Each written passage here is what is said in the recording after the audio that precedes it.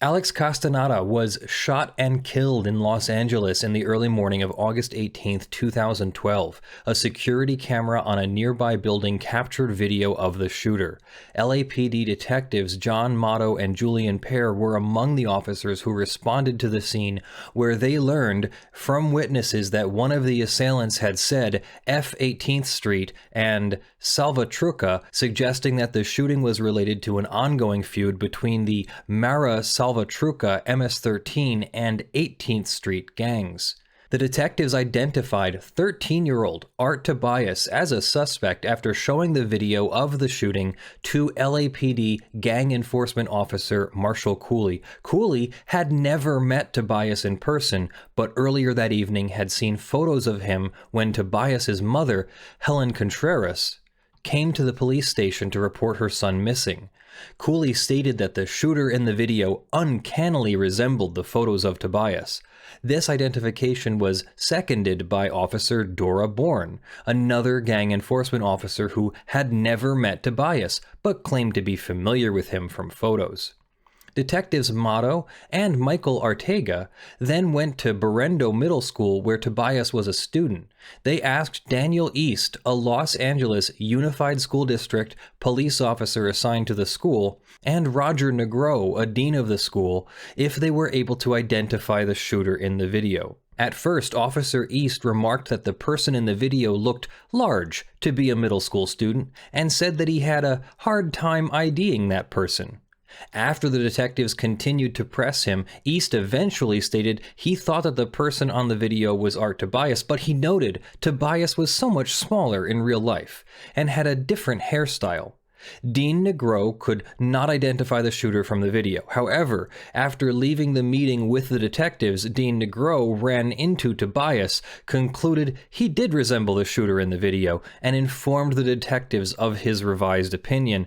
The detectives then arrested Tobias and brought him to the police station. At the station, Tobias was brought into an interview room with detectives Pear and Jeff Cortina.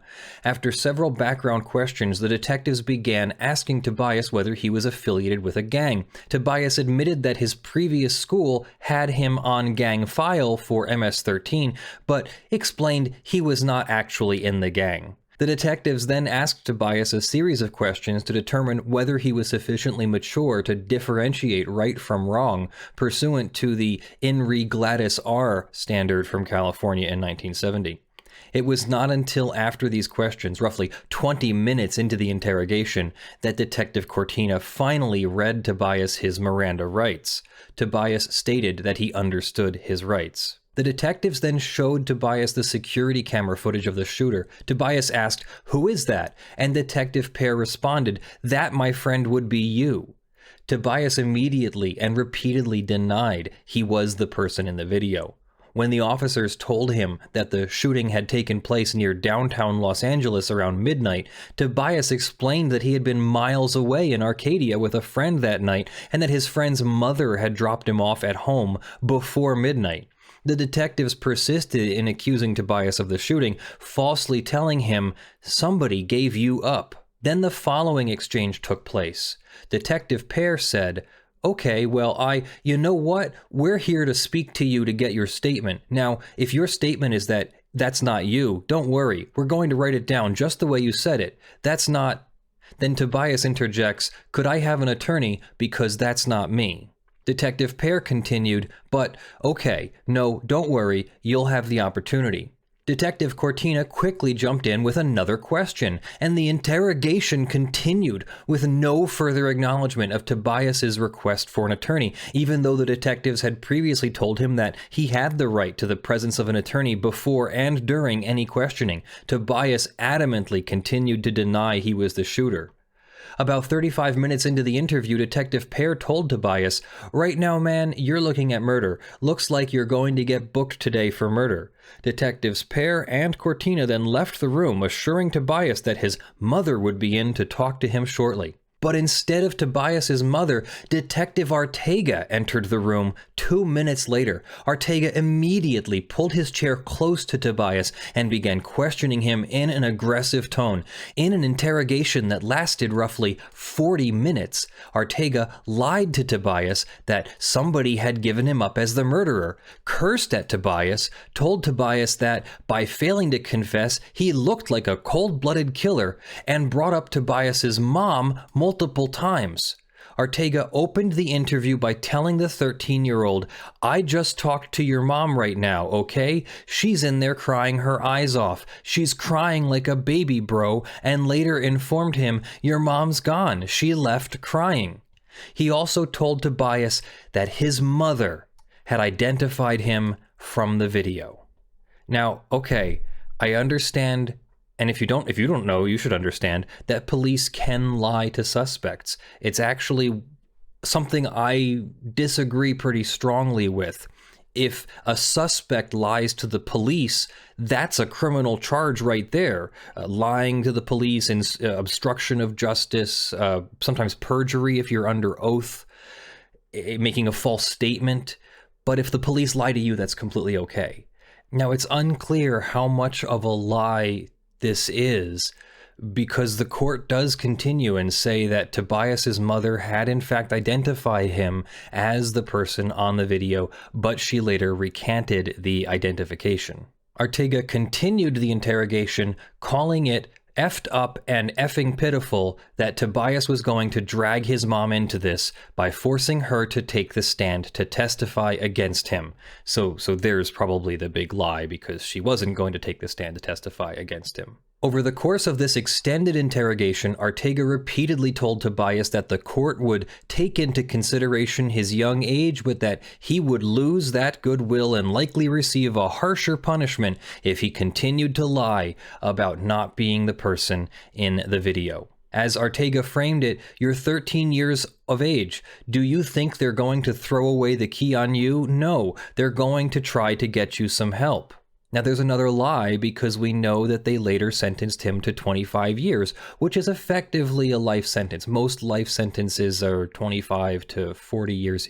Yes, there is such a thing as life without a possibility of parole. That's kind of rare and should be pretty rare for a 13-year-old. There's another Supreme Court case that we're going to talk about with a 13 or 14-year-old who got sentenced to life. And the Supreme Court upheld the lower court's ability to have the discretion to sentence a 13-year-old or 14-year-old to a life sentence in whatever circumstances the court deems is appropriate to that. Arteaga continues, "But we can't help you if you're going to sit there and lie and just be a cold-blooded killer."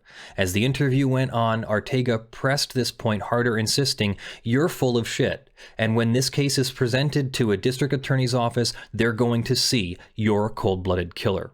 And, "Okay, but I'm telling you, man, we have a lot more evidence than you think," which obviously they didn't, because he wasn't the killer, so how could they have evidence against him? "And right now, when we take the case to court, they're going to think you're a big-time gang killer who didn't want to tell the truth, who is down for the hood. It's going to look like you're down. You're so down for the hood that you didn't want to speak, so they might throw the book at you." After Arteaga repeated that Tobias's lack of confession made him look like a cold-blooded killer 9 separate times, Tobias finally confessed. Remember, this is a 13-year-old kid who probably doesn't know his rights. I mean, even adults don't know their rights, but at least an adult is supposed to know their rights. And even then, that's a sort of contested point of society, is considering how large the body of law is that even lawyers don't know. I mean, heck, I practice copyright law. I don't know criminal law much at all. Enough to pass the bar exam, sure, but not enough to jump into a major criminal trial or something. And how can you expect a 13-year-old kid to know what he's subjected to in a police interrogation, and whether they can lie to him and how he should behave? This is why when he asked for an attorney, they really should have given him an attorney. And frankly, anyone under the age of 18 really should be assigned an attorney regardless of whether they want the attorney or not. They can at least get some counsel from the attorney about their rights before going into the interrogation. These are philosophical questions of law, but look, they have real-world consequences for a poor 13-year-old kid who looked like somebody on a security camera video. After securing his confession, the detectives put Tobias in a room alone with his mother. Tobias immediately told her, "I'll be straight with you. I wasn't there. I was with Joshua. They have a guy that looks like me on the camera. That's not me." When Tobias's mother asked why he had confessed if it was not him, Tobias explained, "They forced me to. They said if I keep lying to them in their face, they're going to tell the judge that I'm a cold-blooded killer, and they're going to just throw the book at me and give me a lot of time." And look at what a big lie that was. They gave him 25 years anyway for confessing. There was no deal on the table. There was no help for the confession in return for the confession. So that was a huge lie. And when people don't trust police, this is one of many things. Maybe a small thing, but this is a big one for me and a big one for attorneys. Why you can't trust the police, because they can come to you and say, "We have 100% foolproof evidence that you committed this massive crime." And you're supposed to have the confidence and personal constitution to say, "Well, of course not. You couldn't possibly have that. I didn't do it." "So I don't know what to do," he said. "I'm like panicking." Tobias's mother went to Detective Arteaga and told him that Tobias only confessed because you guys told him that if he didn't confess, you were going to tell the judge, who knows, what the hell, okay, that he's a cold-blooded murderer. She insisted that Tobias was crying and scared to shit. Arteaga responded by telling her, "We're done with you." What a great guy. Having qualified immunity denied to this guy couldn't happen to a nicer guy. The state tried Tobias in a juvenile court for the Castaneda murder. Before trial, Tobias moved to suppress his confession, arguing that the detectives violated Miranda v. Arizona, which is where they have to read you your rights. You have the right to remain silent, you have the right to an attorney, anything you say will be used against you in a court of law, by ignoring his request for an attorney, and that their conduct during the interrogation was unconstitutionally coercive. The juvenile court denied the motion, and the case went to trial, where a jury convicted Tobias of 1 count of first-degree murder and 2 counts of attempted murder. He was sentenced to 25 years in prison. The California Court of Appeals reversed the trial court's ruling on the motion to suppress Tobias's statement to the police, concluding that the detectives failed to respect his unambiguous request for an attorney. On remand, the charges were dismissed, and all parties, including the arresting officers, now agree that Tobias was not involved with the Castaneda murder. They just changed their minds and put the 13-year-old kid in jail for, I think it was 2 years. In February of 2017, Tobias brought the 42 U.S.C. 1983 civil rights action in federal district court against many of the officers involved in the investigation, including these appellants, LAPD detectives Arteaga, Cortina, and Pear. We're going to call them the LAPD detectives. So out of the United States Court of Appeals for the Ninth Circuit, this is Tobias v. Arteaga. Art Tobias versus Michael Ortega, Jeff Cortina, Jay Motto, and Julian Pear. And it is for publication, which means it is considered a precedential decision. The claims are based on several theories of constitutional violations. One, including the violation of the Fifth Amendment right against self-incrimination based on a coerced confession, and 2, a violation of the 14th Amendment substantive due process claims based on the detective's conduct during the interrogation. In March of 2018, the LAPD detectives filed a motion for summary judgment in their favor, arguing that there was no triable issue concerning their liability for the alleged constitutional violations, and that they were entitled to qualified immunity.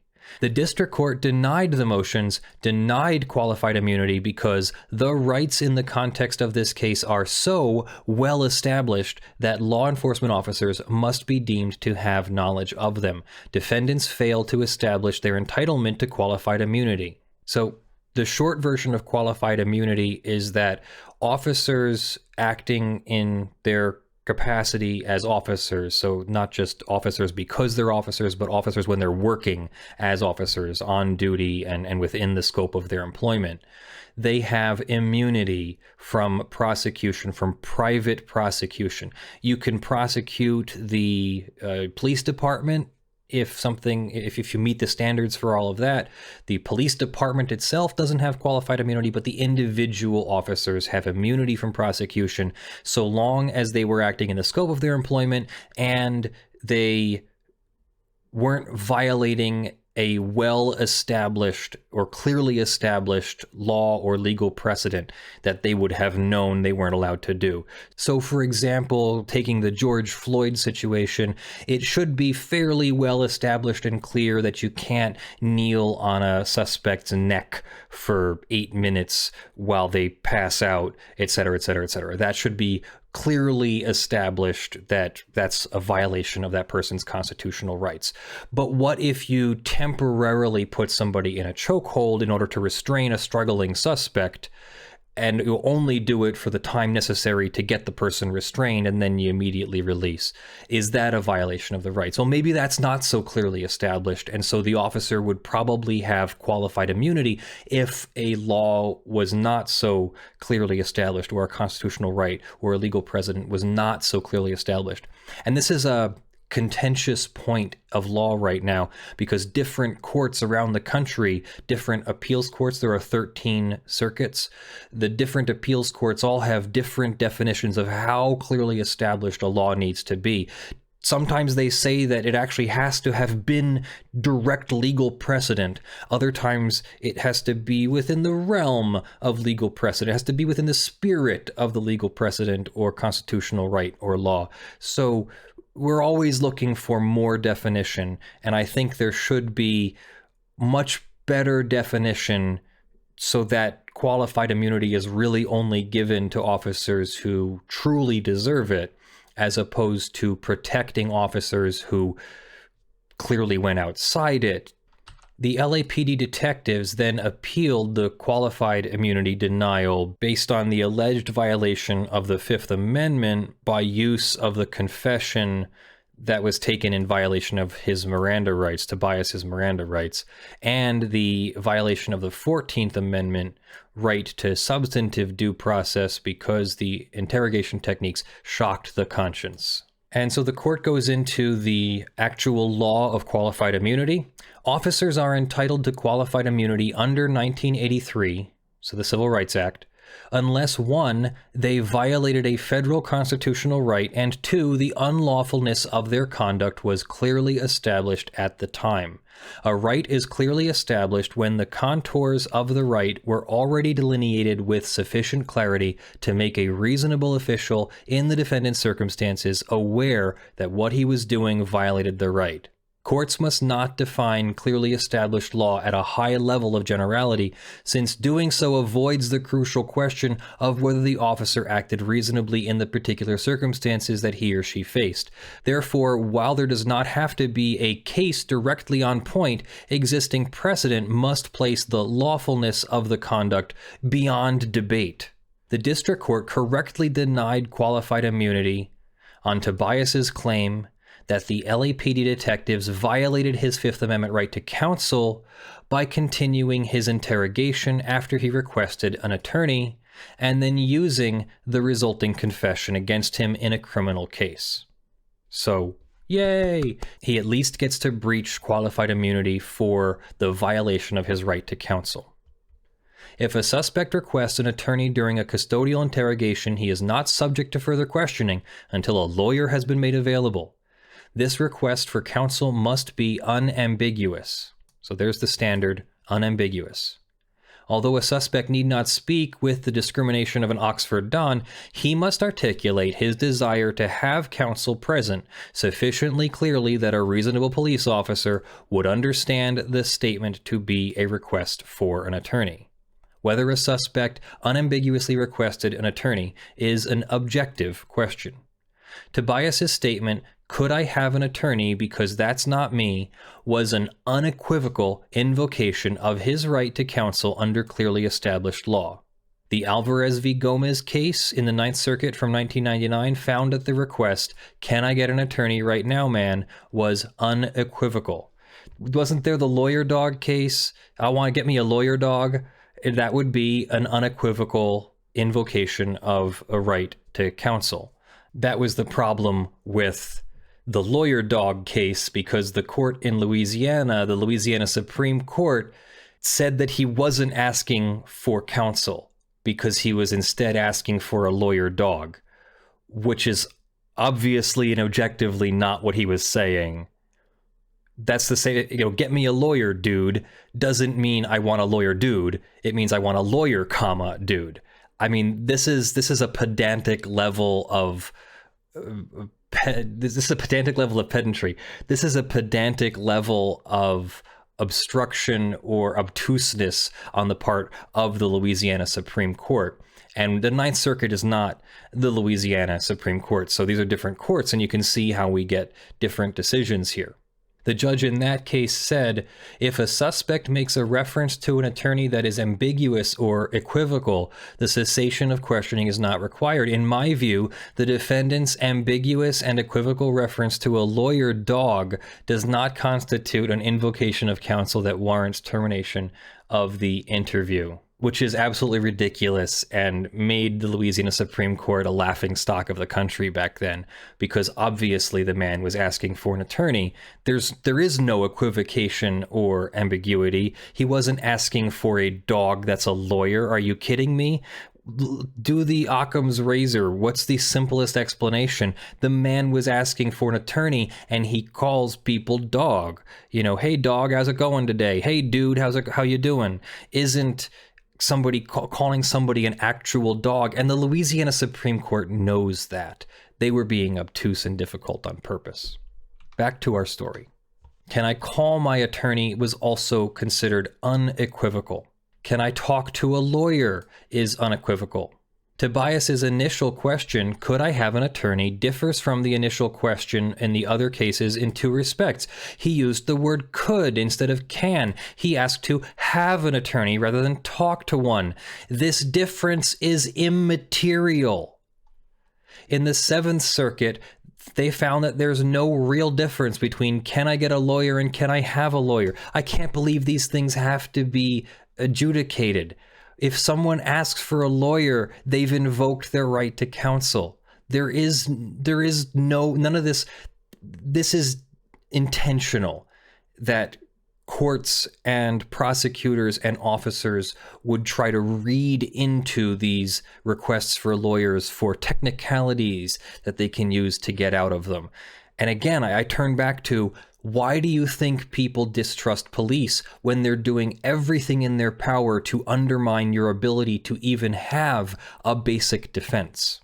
In modern usage, I can't believe the court has to say this. In modern usage, can I and could I are both well understood ways of asking a direct question. The only distinction is that could is considered a more polite form of request than can. Similarly, asking to have an attorney is at least as direct as asking to talk to one.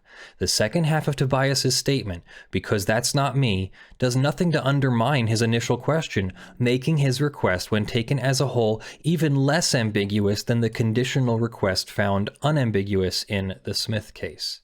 The LAPD detectives suggest that Tobias's question was not clearly established as unambiguous because we have found statements such as, I think I would like to talk to a lawyer, maybe I ought to see an attorney, and I might want to talk to a lawyer, ambiguous.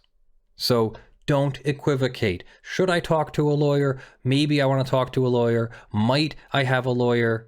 Are different than could I have a lawyer. That's how stupidly thin this standard is. People should automatically have a lawyer, and maybe it should be a right that you then say, I don't want a lawyer. How about that? The lawyer doesn't work any magic. The lawyer doesn't magically make a murderer go free. The lawyer just makes sure that the defendant knows what their rights are, that they have the right to remain silent, and when it's a good idea to invoke that, and that the prosecutor actually has evidence. And maybe people don't understand the level of lie that the police are allowed to tell suspects in order to get them to confess. So personally, if I had it my way, we have really, really well-funded police departments. We have really, really well-funded prosecutors' offices. The suspects should also get a well-funded public defender to be able to at least understand their rights and present a basic defense. Doesn't have to be a Johnny Cochran, O.J. Simpson level of amazing defense. It just has to make sure that people's constitutional rights aren't so easily violated. And don't you think it's going to cost more now? This kid lost 2 years of his life. He's suing the police. They're going to have to pay for something at some point, I hope. They're at least going to have to pay for their defense of his civil case. Look at the costs. Add up all the costs of this and then tell me that they couldn't have paid an $80,000 public defender to represent this kid for an hour to have him say that he doesn't want to speak to the police.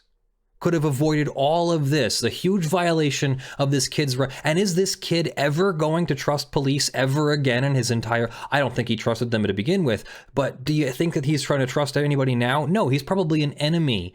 The police are an enemy in his eyes, probably for the rest of his life, because they have broken any trust that they had with this person. This person does not trust the Justice Department anymore, I'm guessing, because there was little justice for him. But no one disputes that police may continue questioning when the suspect expresses only that he might want a lawyer. In Davis, the Supreme Court found the use of maybe rendered a request for an attorney equivocal. When a mother said maybe her minor child ought to see an attorney, that was not clear and unambiguous. Similarly, in the Clark case, the Arizona Supreme Court determined that I think I would like to talk to a lawyer was ambiguous because I think is like maybe, which is equivocal to some degree. In the Fouche case, our decision also hinged on the equivocal nature of a request that used the term might. In contrast, Tobias did not equivocate in his invocation by using words such as maybe or might or I think. So this kid's freedom depended entirely upon a 13-year-old brain coming up with the words, could I have an attorney, as opposed to, I think I should talk to an attorney. Are you freaking kidding me? An innocent 13-year-old was going to go to jail for life because he didn't know the proper words to ask for an attorney. And this is the standard we subject children to. Are you kidding me? Tobias asked directly for an attorney, a request the officers ignored. Because it was clearly established at the time of Tobias's interrogation that the statement, could I have an attorney but that's not me, was an unambiguous request for an attorney, we affirm the district court's denial of qualified immunity on this claim. It was established at the time of Tobias's interrogation, so now the court's talking about clearly established law, that a coercive interrogation exists when the totality of the circumstances shows that the officer's tactics undermined the suspect's ability to exercise his free will, and that renders his statements involuntary. In determining whether a statement was involuntary, courts often consider the following factors: the youth of the accused, his intelligence, the lack of any advice to the accused of his constitutional rights, the length of detention, the repeated and prolonged nature of his questioning, and the use of physical punishment such as the deprivation of food or sleep. Any suggestion by a law enforcement officer that a suspect's exercise of the right to remain silent may result in harsher treatment by a court or prosecutor is unconstitutionally coercive. That's the Harrison case. In Harrison, we concluded that a single question during interrogation, asking if defendant Sonia Harrison thought it would be better if a judge were told that she had cooperated or had not cooperated, was unconstitutionally coercive, rendering Harris's subsequent confession involuntary. The core of the improper and unduly coercive conduct in Harrison was the suggestion that agents might inform the court that Harrison had not cooperated. The coercive impact of this threat was clear. Harrison broke her silence only after the agent asked whether she thought it preferable if the judge were informed about her cooperation.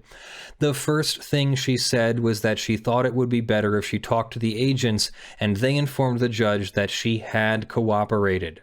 Prior cases similarly highlighted the coerciveness of threatening a suspect for lack of cooperation.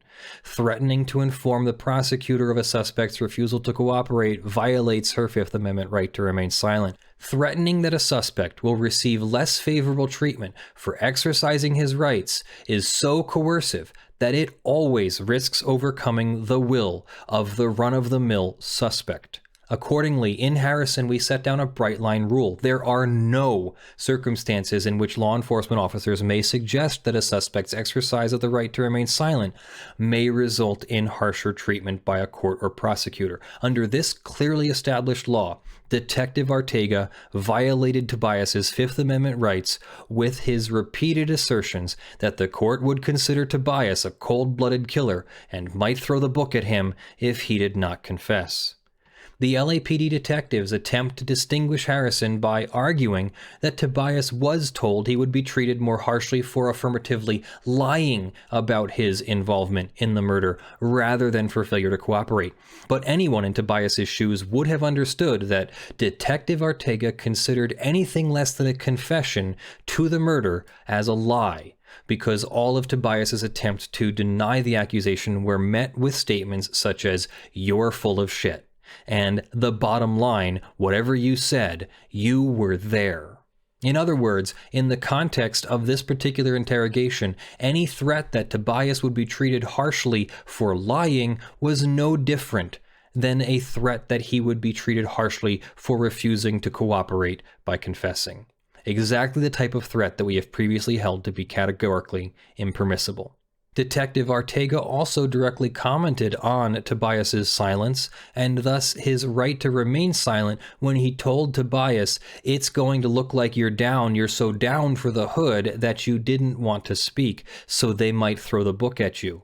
This type of comment is clearly unconstitutionally coercive as established by Harrison. Unlike Arteaga, who made the threats against Tobias, Detectives Cortina and Pear did not directly violate the standards in the Harrison case during Tobias's interrogation because they did not make threats of harsher punishment based on lack of cooperation. However, to the extent that they were aware of the violation as it happened, they may have a duty to intercede to stop the constitutional violation and would not be entitled to qualified immunity. By 2013, we had clearly established that police officers have a duty to intercede when their fellow officers violate the constitutional rights of a suspect or other citizen.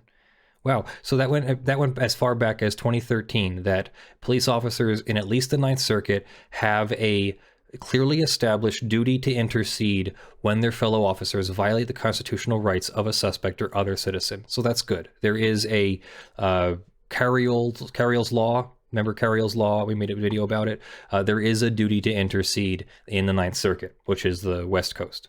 If an officer fails to intercede, the constitutional right violated by the passive defendant is analytically the same as the right violated by the person who performed the offending action. The defendant would be the police officer defendant in a plaintiff's civil rights case. For example, an officer who failed to intercede when his colleagues were depriving a victim of his Fourth Amendment right to be free from unreasonable force in the course of an arrest would, like his colleagues, be responsible for subjecting the victim to a deprivation of his Fourth Amendment rights. However, officers can be held liable for failing to intercede only if they had an opportunity to intercede.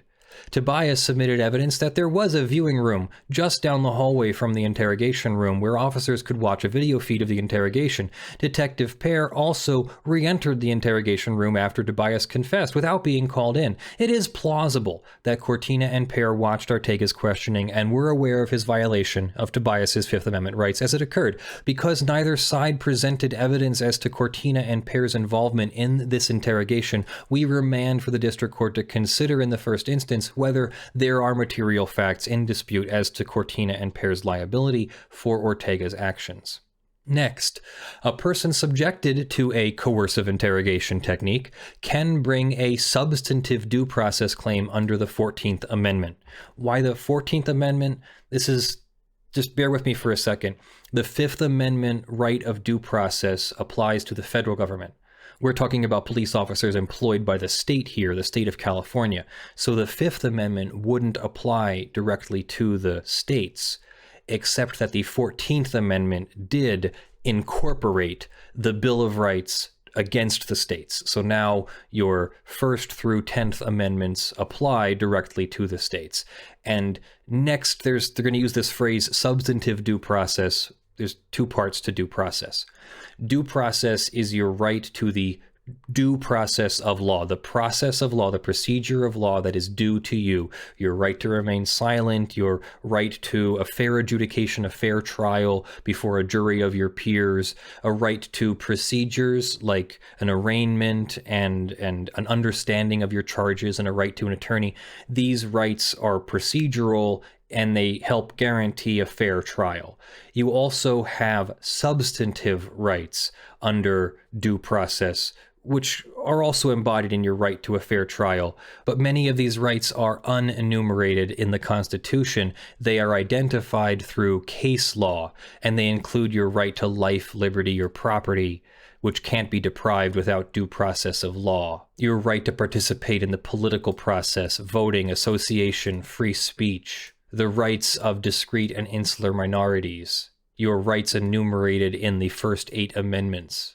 So the substantive due process claim in Tobias's case is going to be that the police violated his unenumerated rights by coercing a confession.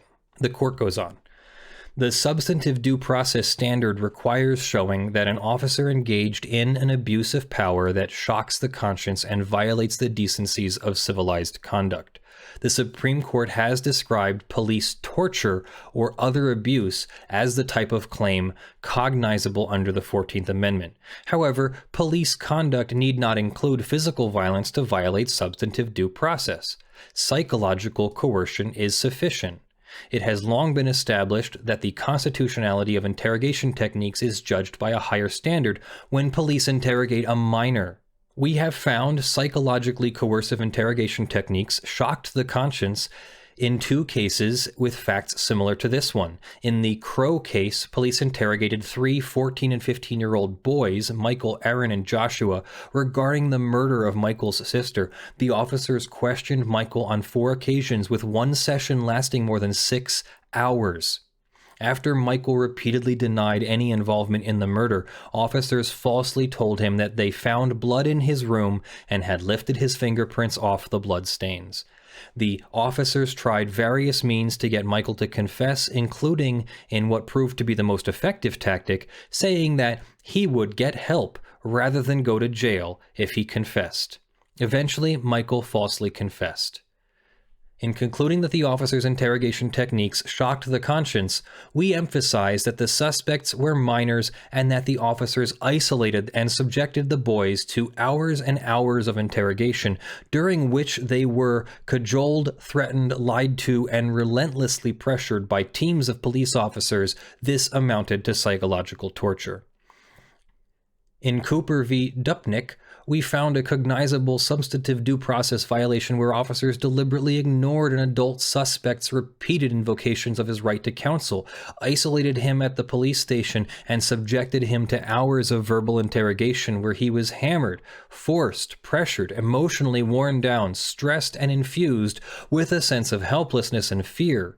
The officers intentionally tried to get a confession for the purpose of making it difficult, if not impossible, for the defendant to take the stand in his own defense after he was charged, which we found to be a significant aggravating circumstance. So there's a substantive due process violation for you. You have the right to take the stand in your own defense. So officers trying to coerce a confession out of you so that you wouldn't be able to take the stand in your own defense, that's approaching, if not clearly, a violation of your substantive due process rights, if not also your procedural due process rights.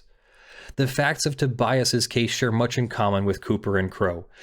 At 13 years old, Tobias was even younger than the teens interrogated in Crow. His direct request for an attorney was ignored, like Cooper. He asked for his mother and was assured that she would be right in, only to be confronted with another round of increasingly aggressive interrogation instead, leaving him isolated from the outside world. For over an hour, Tobias was cursed at, called a liar, emotionally worn down, hammered with questions, and pressured to confess to a crime he did not commit. The LAPD officers falsely insisted that they had strong evidence of guilt and promised leniency if Tobias confessed. While Tobias was not in shock over a family member's death, Arteaga repeatedly invoked Tobias's family to emotionally manipulate him, saying that he was disgusted that Tobias was going to drag his mother into the proceedings by refusing to provide a confession. The interrogation left Tobias infused with a sense of helplessness and fear. When he spoke to his mother directly after the interview, she described him as panicking, crying, and scared to shit. This extended, overbearing interrogation of a minor who was isolated from family and his requested attorney comes close to the level of psychological torture that we have held is not tolerated by the 14th Amendment.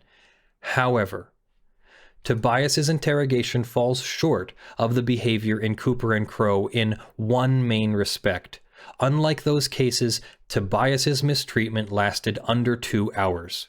We do not hold that hours and hours of coercive questioning are required for an interrogation to shock the conscience, but because the prior cases in which we found psychological torture did involve hours of questioning, and because the officer's behavior towards Tobias was otherwise similar to, but not obviously worse than, the behavior in those cases, it was not clearly established that the offending tactics shocked the conscience when used over a shorter period of time. Because controlling precedent does not establish beyond debate that the officer's conduct violated the 14th Amendment, they are entitled to qualified immunity on this claim. And while I might disagree with the court's ruling, morally speaking, if we do use the qualified immunity standard, was the officer's use of lying and coercion against a 13-year-old boy for 2 hours clearly established by cases that had arguably worse conduct or debatably worse conduct over a longer period of time? Is that clearly established? And here's where I have a problem with this clearly established standard, because to me, without it being clearly established by legal precedent, it's clearly established to me by the Constitution and by general principles of morality that you can't coerce a confession out of a 13-year-old kid this way. So I think the officer should be denied qualified immunity. But if we're strictly using the qualified immunity standard as laid out by the court, yeah, maybe Cooper and Crow were worse, so an officer wouldn't have known that he couldn't walk up to the line of Cooper and Crow and then not cross it. And whether he crossed it might be objectively so, but subjectively, using the reasonable person standard or the reasonable police officer standard, yeah, maybe Officer Arteaga walked right up to the line of Cooper and Crow and didn't cross it. I disagree that he should be granted qualified immunity. I think he should be denied qualified immunity, but I can see how that happened. We affirm the district court's denial of qualified immunity on Tobias's Miranda claim and as to Detective Arteaga on Tobias's coercive interrogation claim. We reverse the denial of qualified immunity for all 3 officers on the 14th Amendment claim. We remand for further proceedings. So this doesn't mean that the officers have been found liable for a civil rights violation yet. This was an appeal in the middle of a lawsuit. This is what we call an interlocutory appeal. So in the middle of a lawsuit, the officers asked the court, the district court, the lower court, to stop the proceedings, stay the case while they appeal the denial of qualified immunity. Now we have the ruling on qualified immunity. The case will go back to the lower court, and the lower court will now hold hearings and collect evidence, and there will be discovery or whatever needs to happen, and there will be a further adjudication on the civil rights violation and the qualified immunity of these officers. It is still possible that a judge or jury may rule or find that these officers aren't liable for a civil rights violation. I disagree. I think that they will find that these officers violated this poor kid's rights, but that still has yet to be adjudicated. So I will keep an eye on this case and report back with an update as soon as I see one. Let me know what you think of all of this in the comments below. It's a 13-year-old kid. He confessed after being denied an attorney when he clearly asked for one, and they lied to him about being able to make a deal, telling him that he would get favorable treatment if he cooperated by confessing, telling him that he was going to drag his mother into this. What do you think of all of that? And what do you think of qualified immunity in general? Let me know in the comments below. And that's our show. Thanks for joining me. I'm Leonard French, your favorite copyright attorney, and this is Lawful Masses, your favorite legal news and education program here on YouTube, also on Floatplane and on twitch.tv/lawfulmasses, live on Sunday mornings at 10 a.m. Eastern Time. This is a community-supported channel, which means I need your money.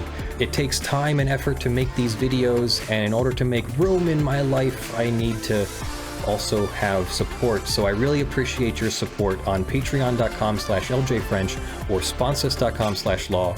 You can support the channel through YouTube memberships, or you can support the channel through Floatplane subscriptions. Thank you very much in the month of May to the following $50 plus supporters: Joe Tyson, John Steele, Gavin Barnard, Eevi, Spirit Bear, Benjamin Hitov, Ugly Grill, Rudolph Bescherer Jr., Brandyn, Abel, Torpedan, RDHDragon, Earthbound Star, and ShadowTycho. And thank you to the $5 plus supporters who are scrolling on the screen in front of me. You're all on the LED tablet behind me. I love you all. Thank you for joining me. I'm Leonard French. I'll see you in the videos that drop and the comments below. Bye.